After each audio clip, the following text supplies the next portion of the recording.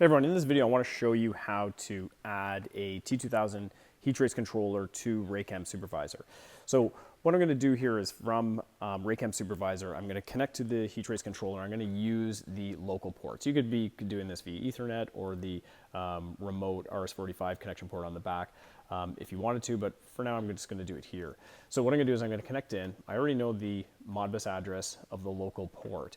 So what I'm going to do is I'm going to come over to my computer and then I'm going to open up Raychem Supervisor and then I'm just going to log in.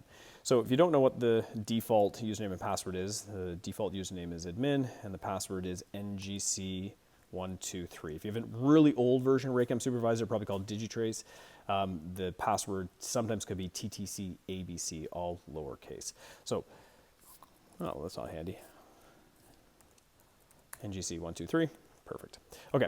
This is Raychem Supervisor. The first thing I'm going to do is I'm going to add a device. So I have a clean version. I don't have any heat trace controllers added, and I'm going to add a device. So what they call the communication device of a T2000 is a GCC in Raychem Supervisor. So I'm going to be adding a GCC. I'm going to be selecting a tag, but it actually doesn't matter what the tag is because I'm going to utilize the tag that's already stored in the GCC. So I'm just going to call it 123. COM port I'm going to do is COM port 3. I'm connected USB to serial device, and I know that I'm on COM port 3. If you ever wanted to figure this out, if you're using USB to serial devices, just simply going into Device Manager, going to the port section and seeing what your USB to serial device is selected to, COM port 3 here.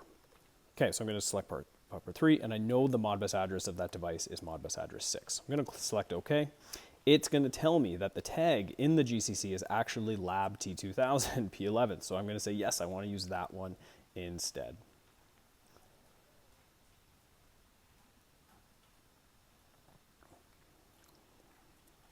Now that it was successfully added, what I could do is I could load all the HCC configurations into the GCC.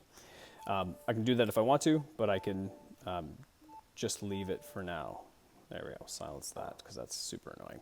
So I'm going to say no. Do I want to add another one? No, and now it is added. Now whenever you add anything new to Raychem Supervisor, there's this little tree view on the bottom right. So whenever it's red, it means it's not live. So I'm going to double click it, it goes green, and I know I'm looking at everything. And it has loaded all of my heat trace controllers in here. Next thing I'm going to show you is if you needed to add a heat trace controller to the GCC. So you'll notice here on your T2000 rack is that I have all of my heat trace modules. So the CM2000 plus cards, these are my HTCs, heat trace controllers, and you'll see each one of these has an individual address. So if you ever needed to add one, what you can do is you can come here. So for example, I'm going to remove HTC1 and show you how to do that. So I'm going to remove HTC1. Now I'm going to refresh this because there's been a change and I no longer see HTC1. So when I'm selecting the GCC, I can now add device, HTC tag, and now the address. So the address here is 291.963. And I can now add that device. Device has been added. Do you want to add another one? Nope.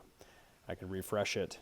And now I'm going to see that controller has been added, and I can simply come in here and confirm I can talk to that heat trace controller just by simply going into the monitor screen and confirming I can talk to this heat trace circuit, and I can. Okay everyone, that's all I wanted to cover in this video. Hope this was helpful.